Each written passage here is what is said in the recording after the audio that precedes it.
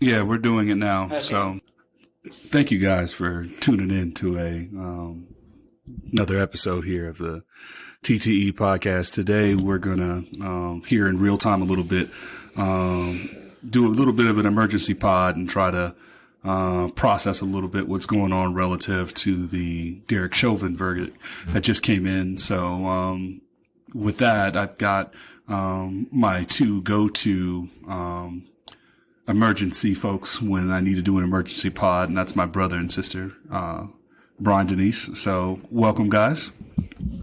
Hi. Thank you for having me. Fantastic. So with that, Brian, I'll start with you. Just some initial reactions to the verdict, the reaction to the verdict, how it's covered, just some initial thoughts. What are you thinking right now? Well, first and foremost, I'm happy that they returned a guilty verdict. I will also say I was bracing myself for a mistrial because oftentimes in these instances we have mistrials or just not guilty because they're found to be lawful in the process of their job. But I'm certainly happy that he was found guilty. So I'm happy or hopeful that they won't burn Minneapolis tonight. But it sounds like everybody's being peaceful, which is a good thing. Also, as terms of the reaction, for me, and I know we'll probably get into this, but I differ probably a little bit because of the three of us, I'm probably the more conservative of the three of us. I get the victory lap, but some of the grandstanding afterwards, I don't particularly care for. But all in all, a good day for justice. It is, but in the grand scheme of things, I hope it's not just a blip on the radar. I hope it's something that can be transformative and people can be held accountable or, law enforcement can be held accountable when they go too far. Okay. Denise, what are your initial impressions and thoughts here? Well, you know me, I'm always looking at things from a historical perspective. But today, my thought went to a memory.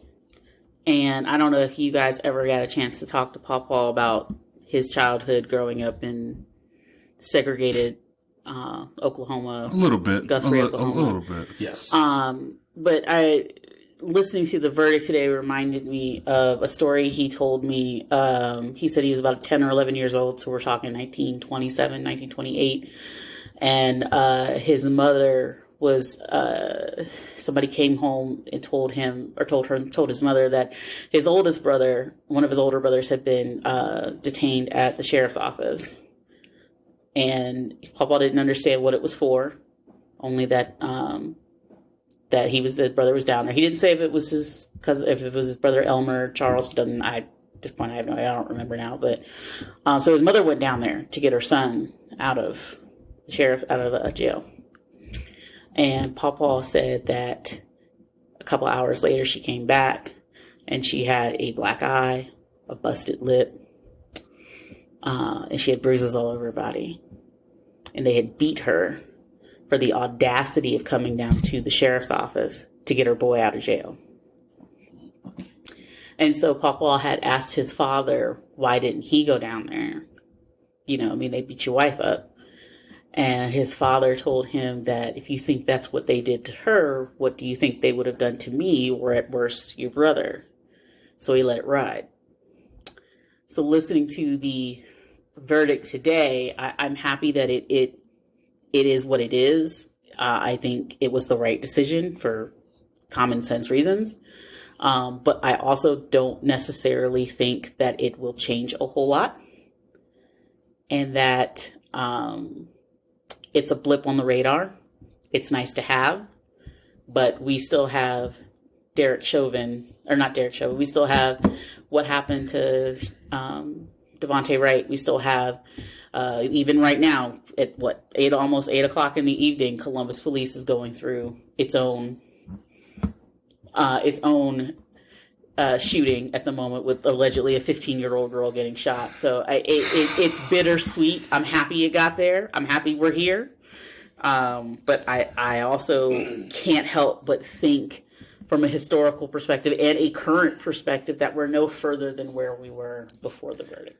Yeah, I guess my initial thought is I'm just happy for his family, for George Floyd's family, that there is a measure of justice, because this is a lot to have to relive. And in the last episode, I talked about the concept of trauma and what being black means relative to having to live with that trauma. So I'm happy that there's a measure of justice and they feel like they might be able to get some closure.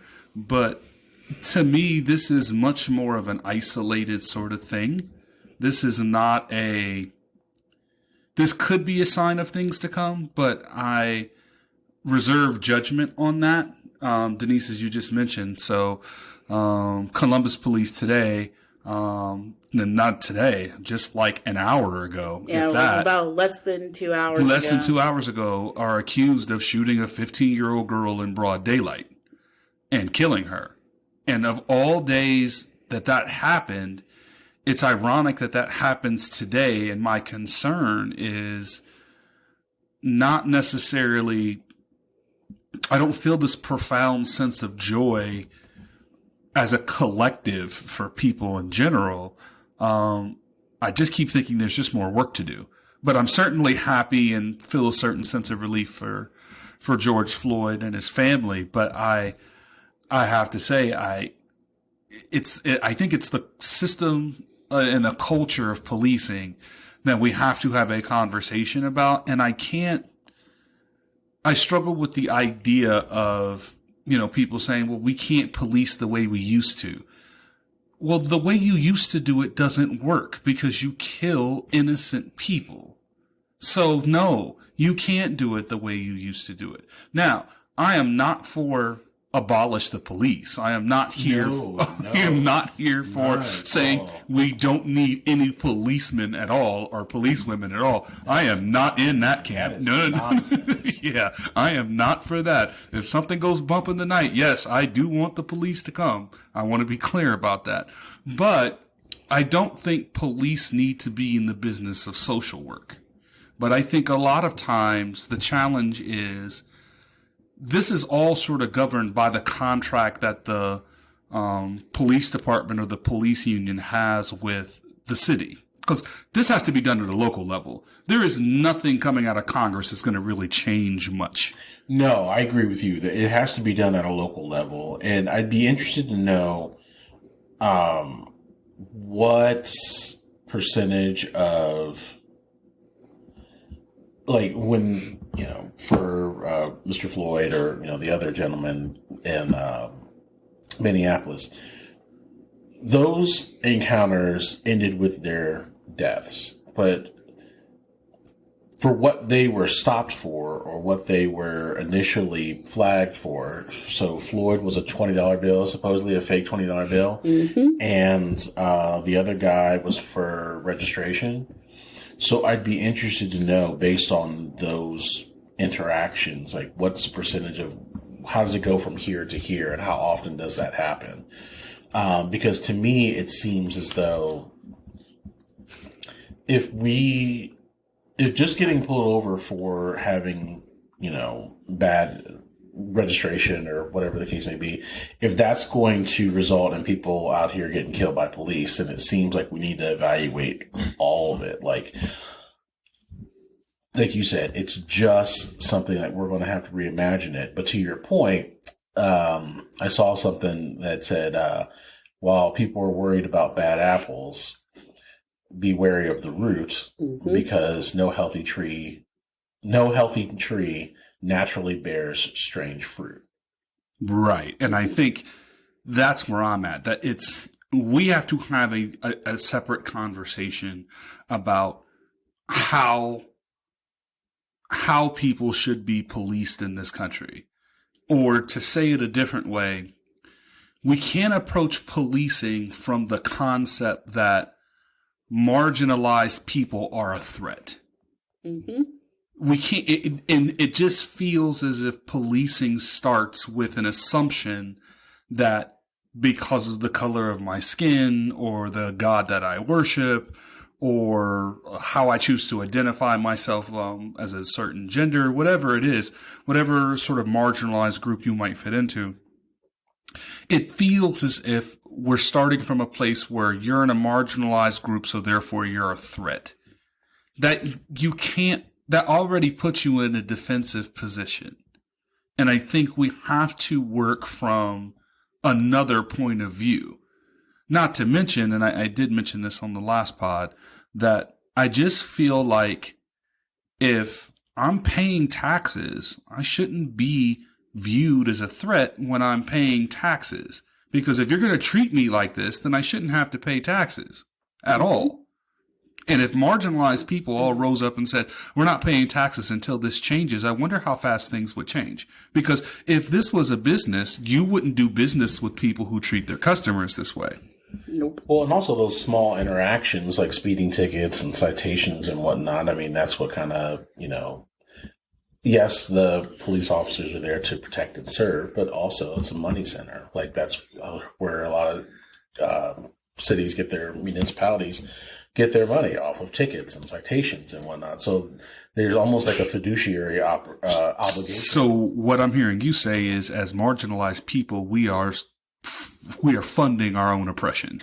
In a roundabout way, yeah. I mean, I guess the other thing I look at it too is, and something that I was watching on Joy Reid last night, and that whole thing with Lauren Boebert and whatever her name is, Marjorie Taylor Greene, and how they were going to do There's that. Another one? Yeah. Outside of Boebert and MG, was it Marjorie Taylor Greene? You said No, I think it's just those two. I think it's just those two. But it could be more. I mean, I imagine there's probably they are lots popular, of, so it wouldn't shock me if there were more people. They're starting a group. They're going to start. Yeah, they're going to jump in a van and tour the countryside. I heard them also side note. I heard them also referred to as like, they're like the new Michelle Bachmann. But if anybody, oh god, but go ahead. I went this whole time not thinking about Michelle Bachmann until I'm sorry to put that in your head.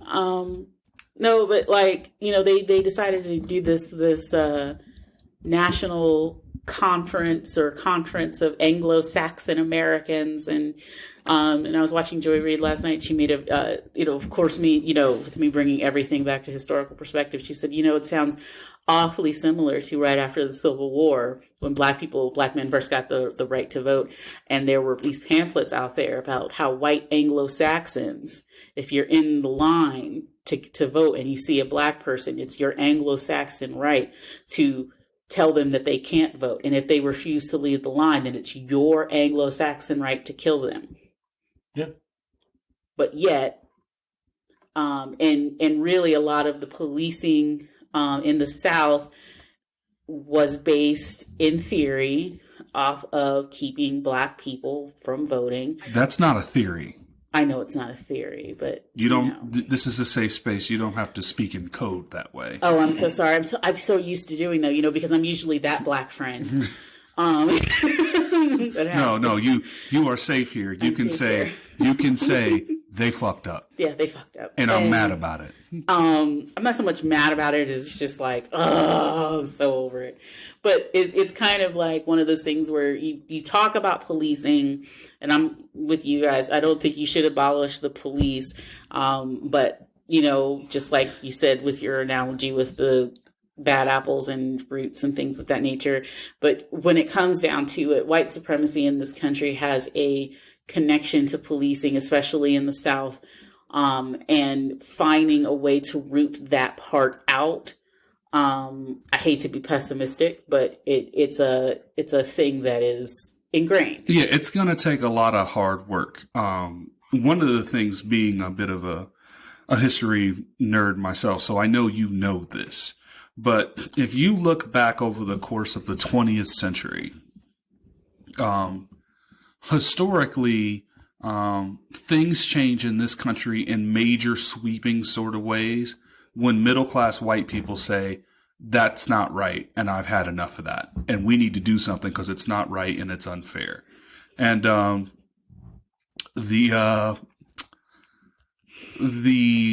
just lost my train of thought real quick.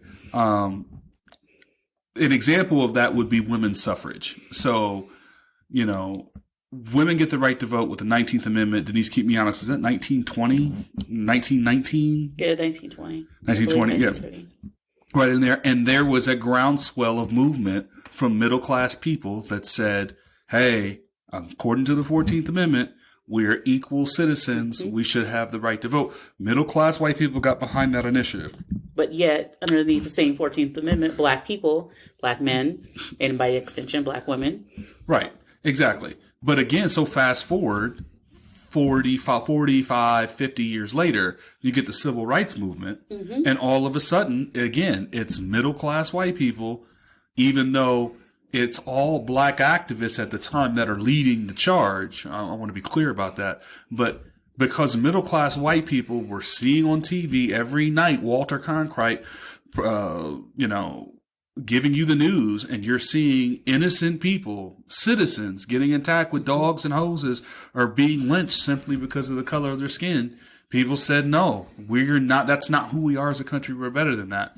And I just think, I hope this is one of those moments where, this is a turning point. But again, and I think the other thing that goes unsaid here, is what's really different about this moment in time right now is kids that are younger than us. So these Gen Z kids, these COVID kids, these millennials, they grow up in a time where they're... Hey man, I'm a millennial.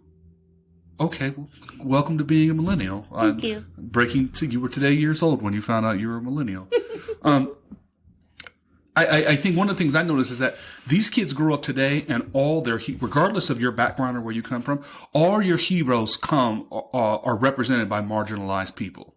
There are people, young people growing up in this world who idolize Kamala Harris or a doctor or a dentist or Aquafina or whoever it is. And I think that's what's really changed. And if your heroes that you grew up with are a bunch of people who don't look like you, all of a sudden, when you see things like George Floyd or Dante Wright, it's like, wait a minute, they're just people. And another example I would give you, the most popular form of music in the world is hippity hoppity. Yes, it's hip hop. And when your heroes are all black, or, the baddest Puerto Rican rapper from the island, all of a sudden you start to see the world a little different. And I don't think you can underestimate that.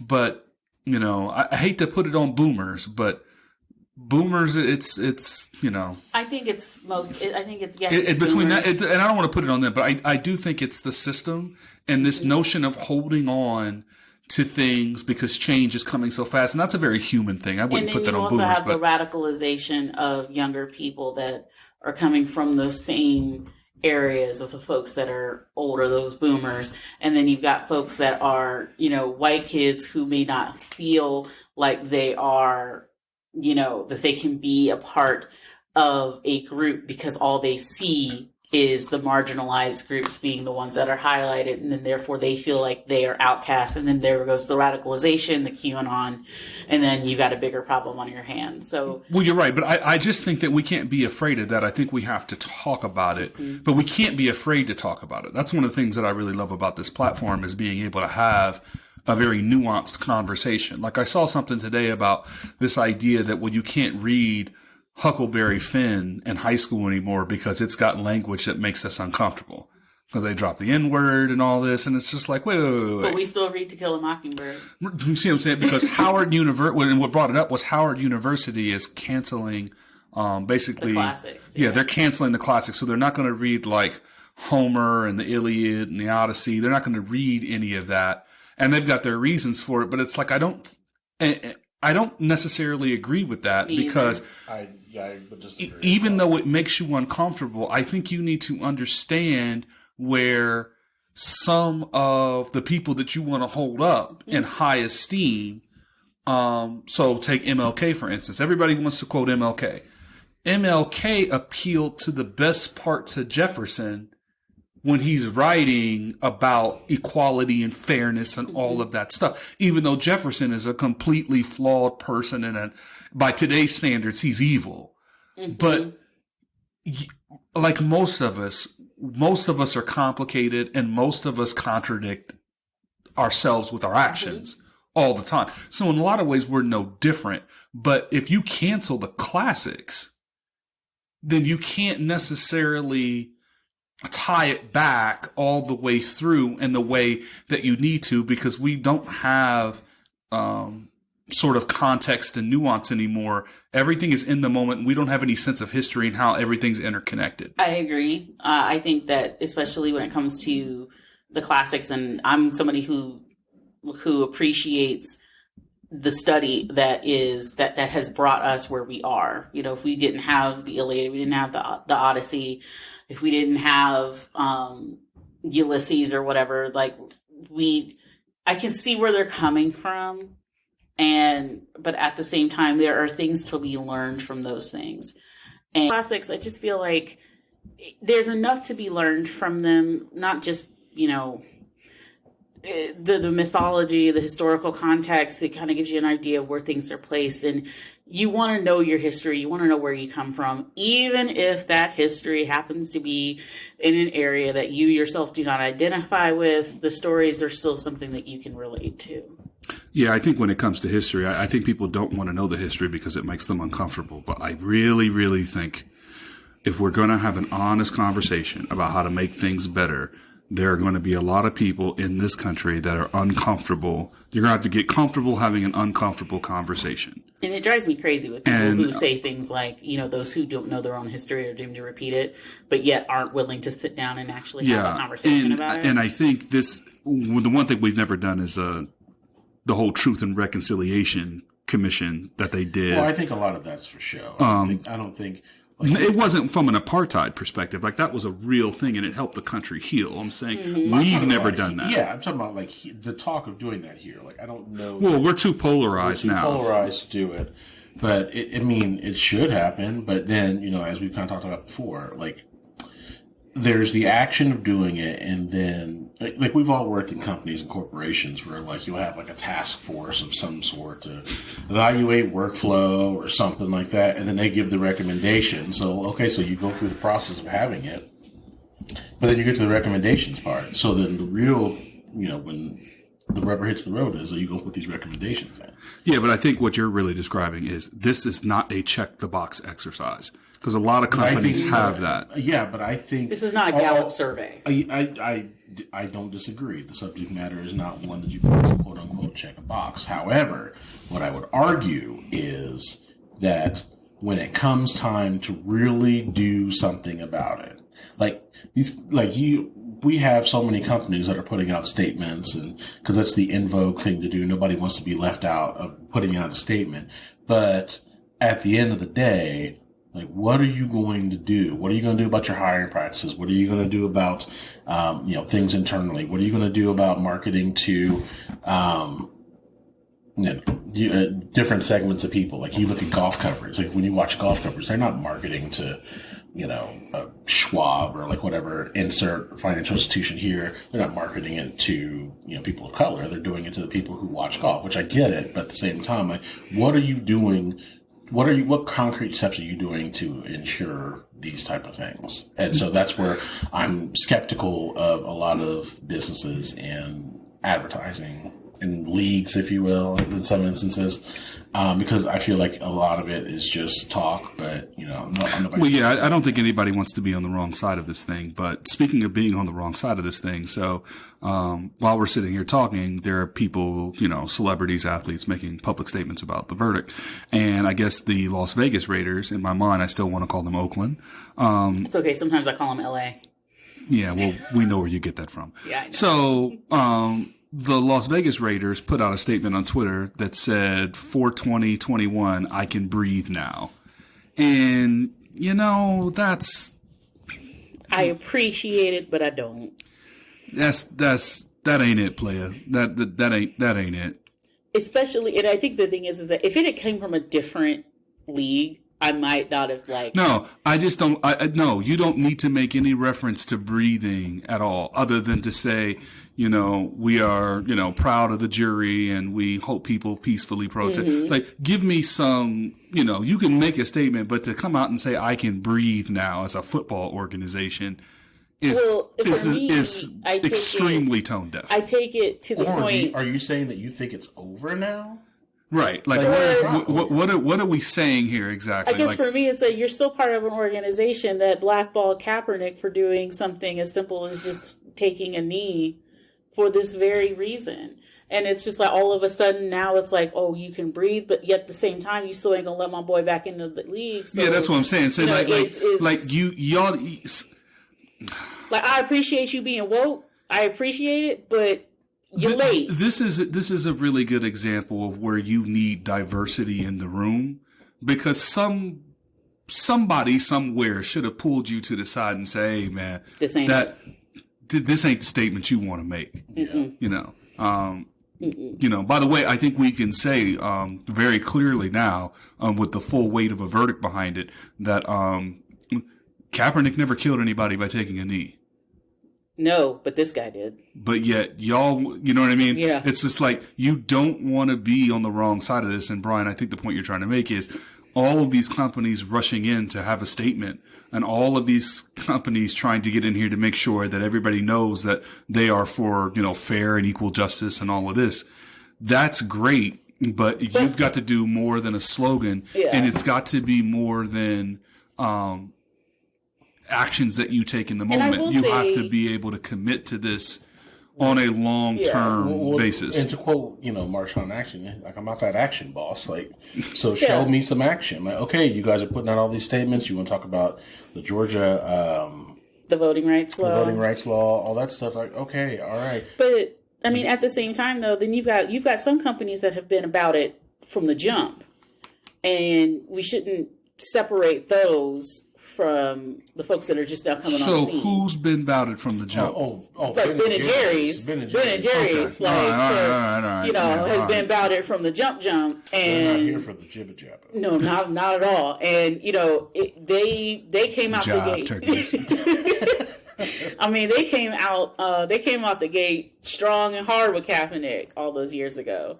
And I mean, and even before they were into the social justice and stuff, I mean, I don't know how familiar you are with the way that they do their business, but I mean, even their own business model is completely based off of not only just diversity, but just the feeling of being welcome and being inclusive to the point where you can bring your pets to work.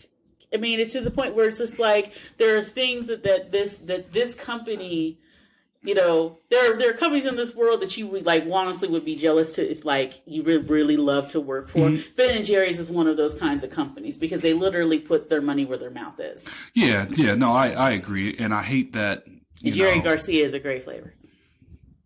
Shout out to them.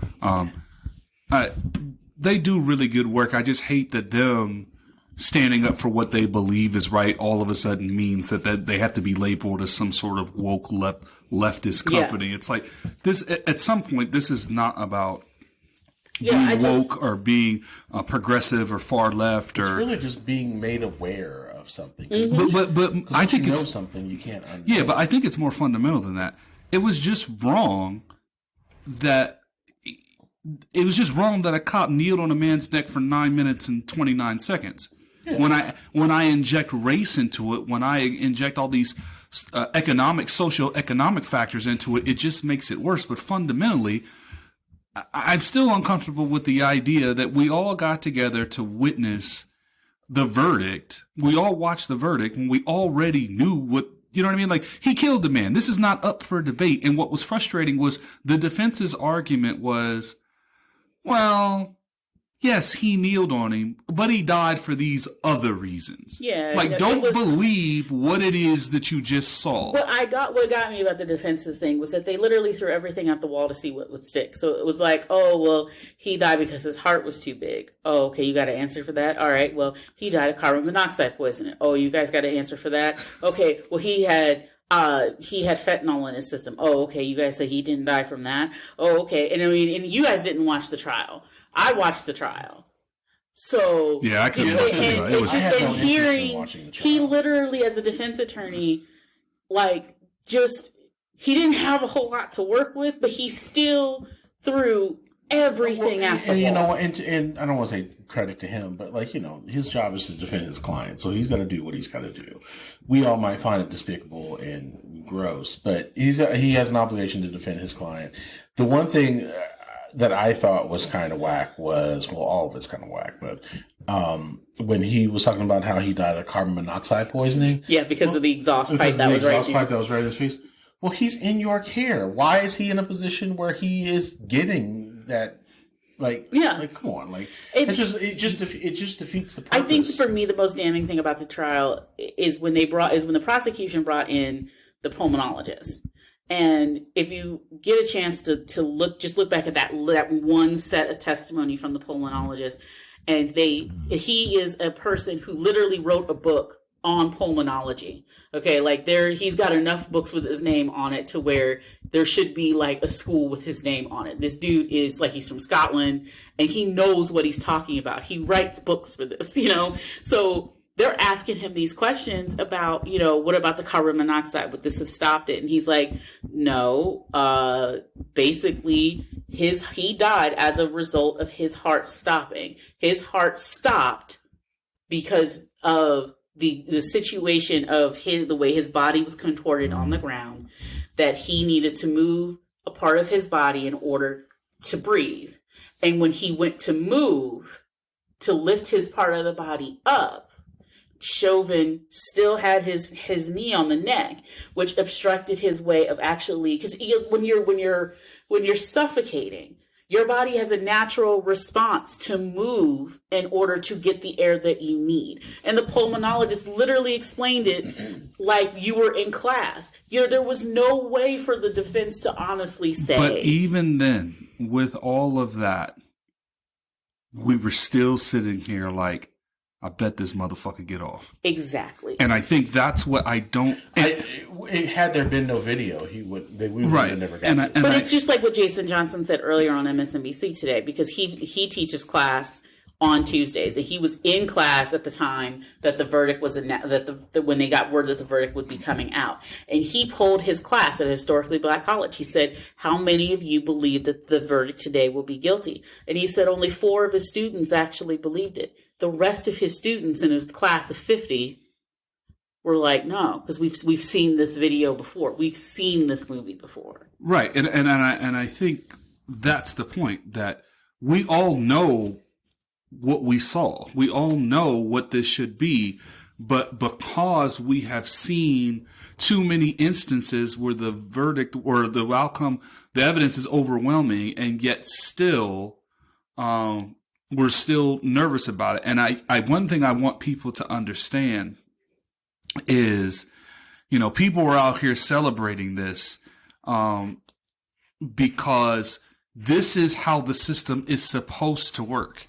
So if you are uncomfortable with the notion that a whole lot of people and a whole lot of people of color are out here celebrating this, and you're uncomfortable with seeing that, you're only uncomfortable seeing that because these were people that were never treated fairly at all, ever. And I think that says more about you than it does about them. And it speaks to the system. And when I say the system, I'm not talking about just policing in general. I'm talking about just the way historically America has treated marginalized people. So when marginalized people get a win, they're not trying to throw it in your face. They're trying to celebrate all of the oppression and atrocity that they've overcome from. But honestly, people are just asking for fair and equal treatment. It's a collective exhale. Because like you said on the previous pod, I think a lot of black people will tell you that OJ killed his wife. And I was just thinking about that today. Like, we haven't had a day like this since the OJ verdict. But I think, but these two things are not the same. They're not the same. They're not the same. I want to be clear about that. Yeah, we're not saying that. But the build Okay, up. just so we're clear. It's the build up. But I guess what I'm saying is the reaction that came afterwards. I don't think it was because people genuinely thought OJ was innocent. It was because that generational pain, that trauma of, where people of color were either killed by police or put in jail falsely by police or different things like that. Just all those things collectively come back in that one thing where it's like, yeah, he probably did it, but he beat the system. Mm-hmm. Like, and that does not happen with black people. And every black person in this country that is of ancestry that dates back to slavery can tell you a story of a point when the police or white people have oppressed against them, or someone in law enforcement has discriminated against them. It's not like it's rare to find somebody who can't give you a story. Right. And I think what we're trying to get to is a place where we don't have to have a story. Right. So it's going to take a lot of hard work. Now, one of the things I do want to kind of talk to you guys about, and this is a conversation we have had several times as a unit, as a group, as a family, is that I just feel I'm just speaking for myself, not passing judgment on anyone in terms of how they choose to go about their business. But we have collectively talked as a unit, as a family, and we are sort of the thought that if, God forbid, one of us or we as a unit are in a situation similar to this, and they read that verdict, it's like we're going to release a statement and then we are going to process that privately. And I'm not passing judgment on George Floyd's flaming by doing it publicly. But there seemed to be... That's just not our get down. There just seemed to be a whole lot of people at a microphone speaking. Yeah. And I guess for me, that I was a little uncomfortable seeing that, just because I just don't know that I would have the capacity to process my emotion in a public setting like that, because I know myself well enough to know that emotion would be so raw in either direction, whether it would be guilty or whether it would be acquitted, that I don't know that you could put me on TV publicly and have me be there dignified and measured with my words. I God bless him for being able to do it, because I just don't think that that I would be able to do that. I agree. I don't think that I could do that. I mean, could I do it? Yes. I think out of the three of us, who would be more likely to go in front of a camera would probably be me out of the three of us. But no, you're going fantastic. I can I can step back. If one of us has to go, it's probably Brian, if I'm being honest. And only because Brian is much more diplomatic than you and I. You and I are much more. We're firecrackers. Fuck you say? like you and I, it just naturally comes to the surface for Uppity us. Bitch say what? Yeah. Okay. Uppity bitch say what? like you and I are much more closer to that. Brian, it naturally comes to him to be diplomatic. You and I can do it. It's gonna take some restraint, though. And I guess what I'm saying is, I just feel like, I don't know that I would have it in me in the moment, so God bless them because they did.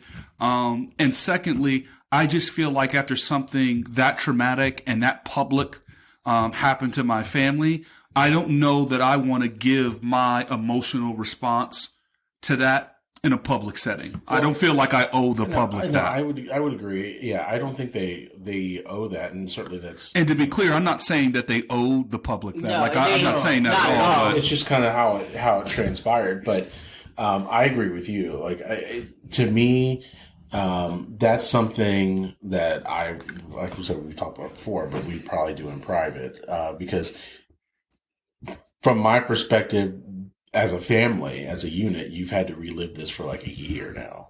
Publicly, over and over again, whether it's talking on somebody's show, or you have to testify in court, or you have to go to Congress. whatever the case may be, I've had to, I don't know, I don't want to equate it that way, but the initial reaction, that outpouring of emotion, I want to have that for the people around me, just for us. We'll get like we talked offline. Like we'll get to the Oprahs and the Ellens of the world, or whoever we're going to talk to. I'm not talking to Ellen. Just throwing that out there. Okay, Rosie O'Donnell, whoever, insert host here. But I would want to keep that close to the vest, because I felt like for everything that we've shared with the world, that's something we can keep close to the vest. Yeah, like I just feel like I don't know that I would and God bless him for being able to do it, but I just don't know that I would have the capacity to be able to do that publicly that way. Like I just don't. Like you couldn't put cameras, you couldn't put a microphone in front of me and like tell me how you feel. Because the first thing I'm saying is, you want to know how I fucking feel? You really want to know that? Yeah.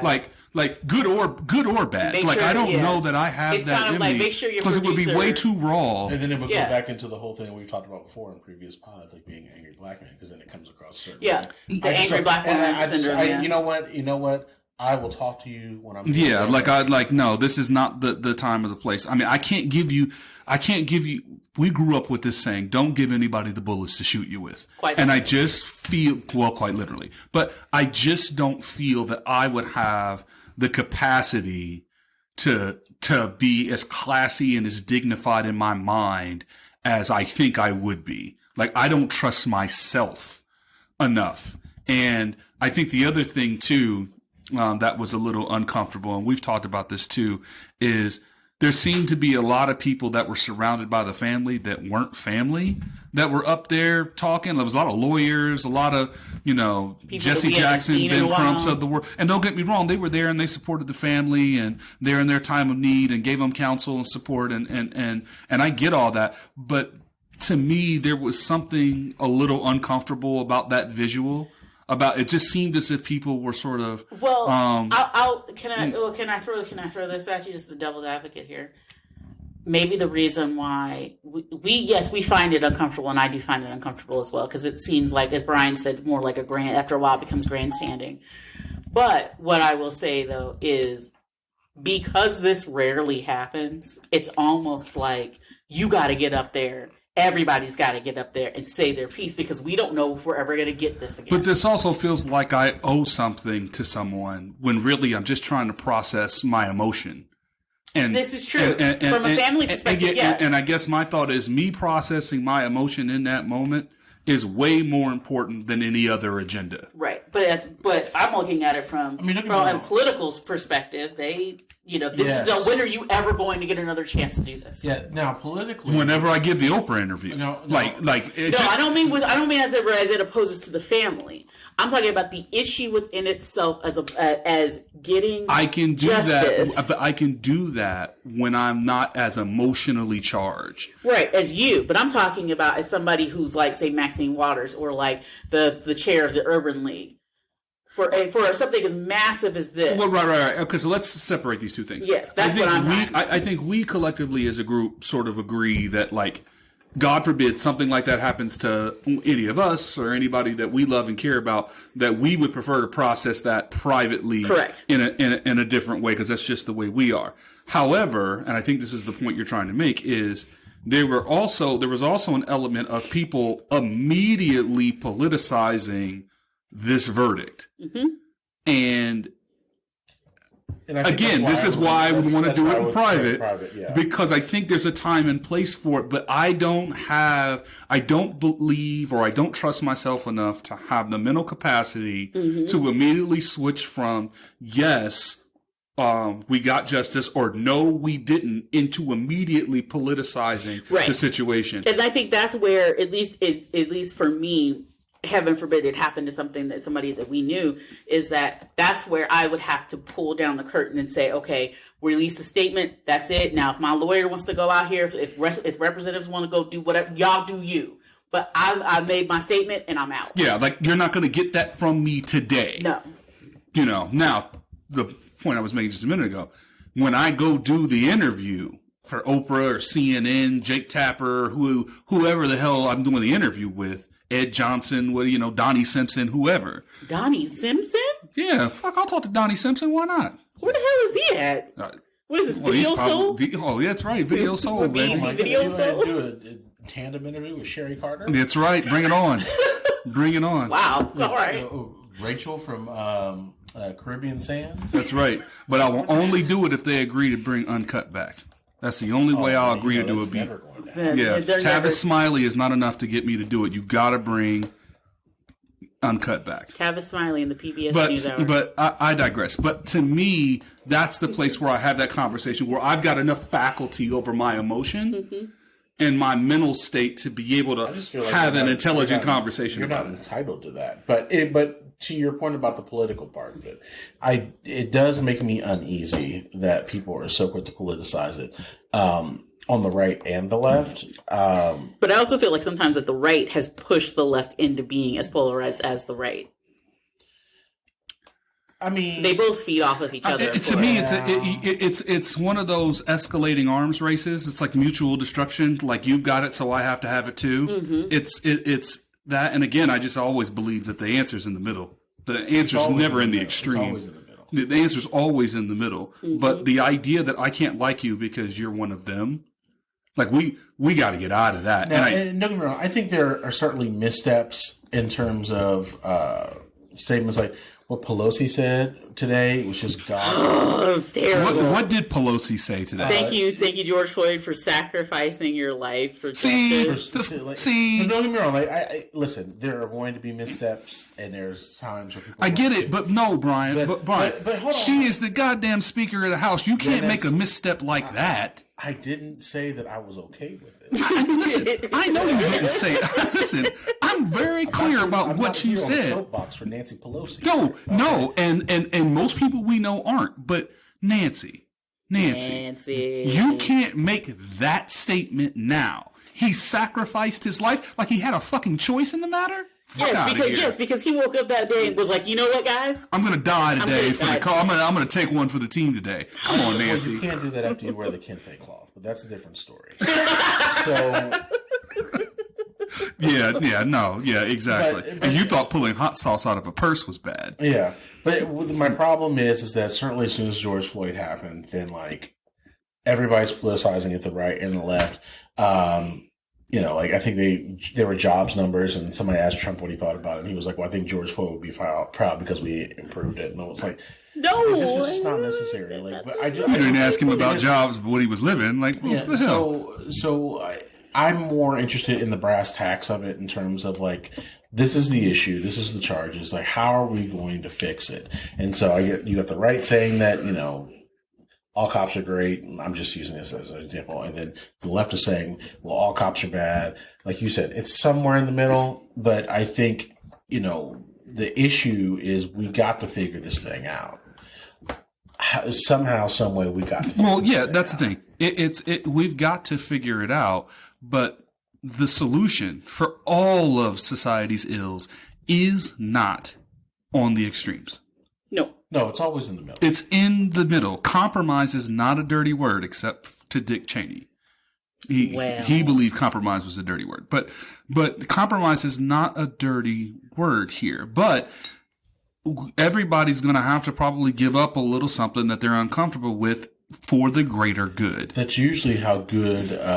There's usually good compromise or good agreements. Is that when everybody gets a little something what they want, everybody gives up a little something, and that's what compromise is called. I mean, to say it a different way, if we all agree, or not all, but if most of us agree that it shouldn't be this way, we should have the ability and the power to change it. But we lack the ability to do that because people in the extremes are the loudest and those voices get amplified.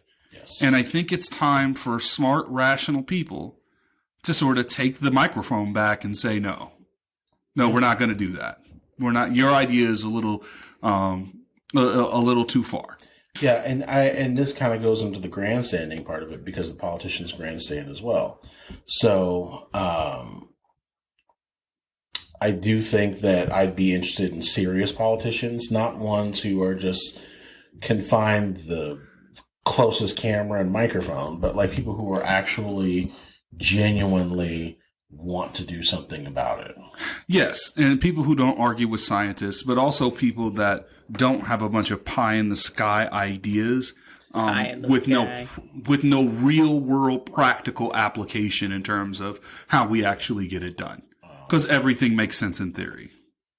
Gotcha. Right. Yeah. So, I mean, well, so I'll just ask you guys this sort of in closing. So now that we've got a verdict, the verdict is guilty. I guess they're going to read the sentencing in 4 to 8 weeks or something. And I'm sure there's going to be appeals and everything else. I'm not going to ask you guys to sort of speculate on. Thanks, Maxine Water.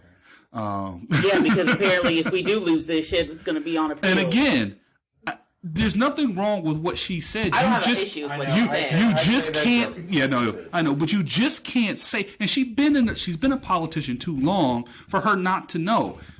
I don't know issue with what you said, but you just can't say that the night before. That's where I would agree with the judge. Like, come on, like if people are going to make comments, I get it. It's high profile and everything. What can but I let say? the process play out first before we start. Yeah. What can I say? She Inglewood on, man. Like.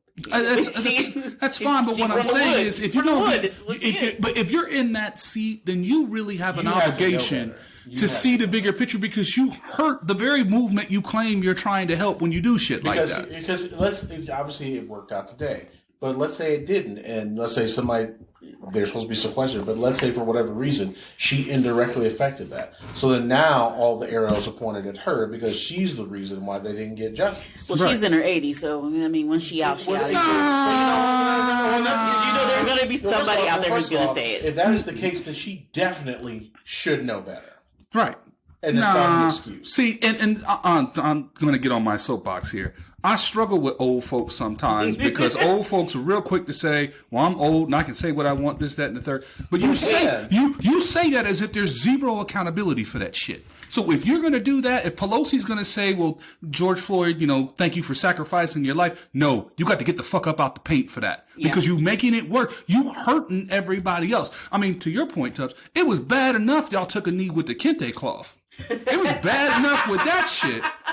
Now here you come talking about he sacrificed his life? Like, no. And yeah, I get it. You're older. You're going to say what you want. But no. There is real world repercussions for that shit. So either keep your mouth shut or come up with a better way to say it that doesn't inflame people. Don't stop giving people the bullets to shoot you with. If you don't have that type of discipline as a politician, maybe you shouldn't be a fucking politician. And that's why there is a mass exodus of Republicans leaving Congress.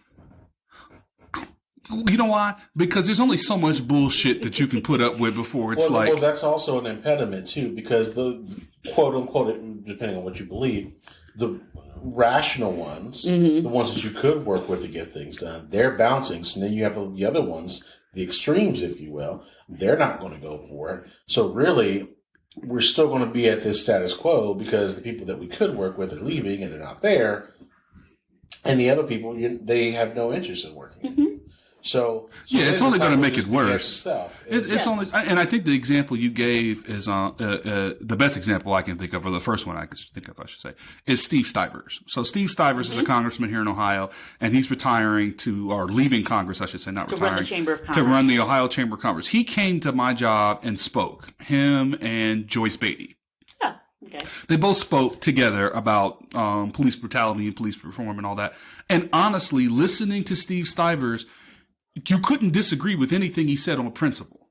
Mm-hmm. On principle, like we agree on like 90% of these things. How we get these things done is where it becomes, super partisan and the whole nine. So to your point, you get somebody out of there who's a reasonable, decent person who sort of gets run over by the politics a little bit, if you will, right? And you replace that person who's a good and decent person by all accounts with someone who is so extreme that all of a sudden we're not going to be able to get anything done. And what I need my friends on the right to understand is if you really want to get people to stop protesting in the streets, if you really want to eliminate that sort of thing, you've got to meet people where they're at. But people getting equal rights is not necessarily taking anything away from you. Your life is not going to be negatively impacted if marginalized people are no longer being beat up and killed or harassed by the police or whatever the issue is. I don't want to make it a police issue, but if marginalized people are treated equally and fairly under the law, it's not taking anything away from you. Nope. And go back to the point I made on the last episode. Someone explained to me why you feel like the color of my skin is a threat to you. And the reason why it's a threat is because you were fed a bunch of bullshit and you believed it. And yet I'm the one that has to deal with your fake fear that the boogeyman is coming to get you. Yeah, I told you, begin again. Here's a really good example of that. How many times did you see where a white woman claims that a black man kidnapped her kids? Oh, what's his name? Susan Smith. Susan Smith. And yeah, there's a couple other ones. Yeah. Mm-hmm. That ain't us. That ain't us. That's not what we do. That's not what we do. But why did you say that? You said that because you subconsciously or consciously knew you could send people in that direction and they'd run. Well, there was a guy in Boston some years ago who did something similar. Said that he was, I think it was in the 80s, and he claimed that he was carjacked at knife point with him and his pregnant wife in the car, and a black guy came and just, you know what I'm talking about? I know what you're talking about. She was at home. And he went out to get a burger, and then when he came back, he was accosted by a black man who allegedly had broken into the house and had murdered the pregnant woman. Yeah, it was him. It was him. But to your point, you know that you can lead people down that rabbit hole. You might not get away with it, but at least you can throw them off the scent for a while because again, it's a stereotype. It's a horrible trope. It is something that people believe to be true because, as I told you before, apparently we're all violent. It's just a dormant gene that we're just waiting to just be violent. It's just like you said in the last pod. For every one black serial killer, we can probably give you about 50 white. Right. So, facts. I'm not making that up. And that's not just here in the United States. And anybody that wants to challenge me on that, I will happily have you on this podcast with my sister, and we can go fact for fact for everyone that you can find. Because again, stop. You're so scared of something you don't need to be scared of, but you bought a bunch of bullshit. And because I am a true crime connoisseur, black serial killers or just black crime in general is so rare. Right. Especially black serial killers in specific, is that it's so rare that they actually, when they do find one, all they want to do is study them because it's so rare. What made you tick? Yes. Because with the white people, it's like, you understand. But for black people to go out and kill multiple people, it is extremely rare. Right. So again, we're good, decent people. Almost all marginalized people are. Nobody's perfect. But you don't need to weaponize the color of my skin or the God that I worship or the person that I love just to make yourself feel better. You don't need to do that. That, my friends, is mental illness. Yes, exactly. There's your PSA for today. Well, thank you. You're welcome. Thank you. I'll charge you for an ad next time. By all means. Okay, we'll talk after the show. Okay.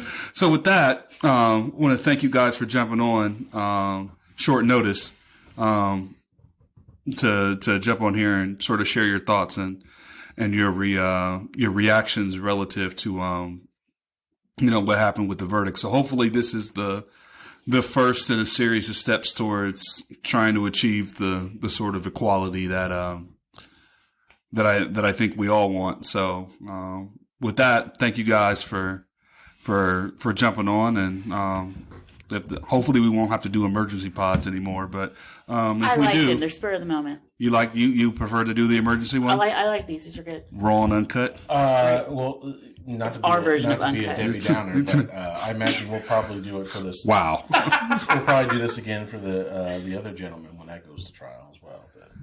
Well, maybe we'll see. Or the one that just happened 2 hours ago. Or the one that haven't done. The I video's already out there, and I can't bring myself to watch it. Last I checked, I won't watch it. That's a triggering thing. I last won't I watch checked, it. all she did was call the cops because there were girls out front of her house fighting, and yet she ended up dead. So, and side note to that, so the spring game in Columbus, Ohio, just happened last weekend. They tore up campus, and I don't know that a single shot was fired. nope. But then girls fighting in a front yard. Mm-hmm. And they just happen to be black, and all of a sudden they're perceived as a threat. And again, I don't know the circumstances behind it, so we'll have to get it. I'm telling you this, I do not want to have to do an emergency pod every time something like this happens. I want to be clear about that. I just thought this was a unique thing because it almost felt like this is one of those where were you when this happened moment. Mm-hmm. So I thought it was important to be able to get reaction sort of in the moment to it all. So with that, I thank you guys for always being available to do one of these. This is always good. Yeah, appreciate it. So until next time, we'll holler at you guys later. Bye. Deuces. Peace.